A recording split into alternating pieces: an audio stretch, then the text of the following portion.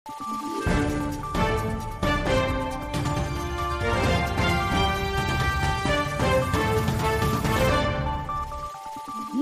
araw, Pilipinas! Ito ang Valiente News hatid sa inyo ng Office of the Vice President. Naging parte ang Magnegosyo Today program ng OVP sa paglagupan ng sinimulang welding shop business ng isa nating kababayan mula sa Barangay Gapo sa Daraga, Albay. Ang kanyang kwento, sabay nating tunghayan sa ulat ni Jera Gomez. Sa tulong ng Magnegosyo Today program, mas napalago pa ng ating kababayan na si Geoffrey ang kanyang negosyo na welding shop. Makikita ang kanyang shop dito sa Purok 2-A sa Barangay Gapo sa Daraga, Albay sa Bicol Region. Ito pong drill press. Para saan yan, sir? Pangbutas po sa bakal para mas madali. Sila yung mag-connect? Yung power niya, iba po yung power niya, malakas. Tsaka yung accurate, yung butas, straight. Di tulad sa handrail, nag-i-slant siya. Kailangan po dun sa mga ginagawa kong accurate yung butas. Sobrang laki po nung tulong nito kasi yung hindi na ako maghintay na magkakita ulit para makabili. Kasi kailangan na din po itong para mapabilis yung trabaho, napabilis. Kwento sa amin ni Geoffrey, mag-iisang taon na ang kanyang negosyo. Passion ko to, ma'am. Parang ito yung hindi ko maggawa. Hindi ako nahihirapan. Tsaka more than 1 year na po itong naumpisahan ko.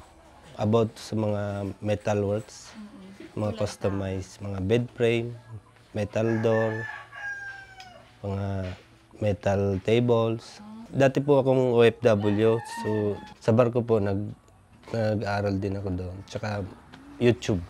Pag nagbakasyon ako noon, ma'am, tumatanggap na ako ng mga project. Tapos nag-decide na ako mag-focus dito sa Kadalasan naman sa kanyang mga proyekto ang paggawa ng bed frames o di kaya ay metal door. Karamihan po, mga bed frames, mga customized, yun po ang karamihan na project. Minimum niya po 12K, may 16K. Depende po sa gusto ng client. Depende din sa laki din, sir. Sa size. Ang metal door, ang price ko nasa 8K.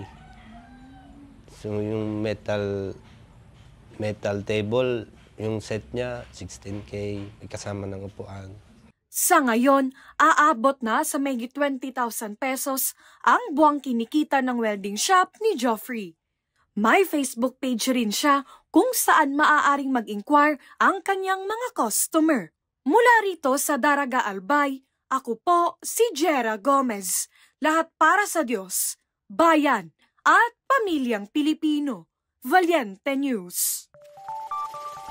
Pagtugon sa problema ng kawalan ng hanapbuhay, pangunahing layunin ng Magnegosyo Today program. MTD beneficiaries mula sa Bicol Region may mensahe para sa tanggapan. Ako si Claudette Loreto para sa makabuluhan, naninindigan at matapang na mga ulat at impormasyon. Maraming salamat.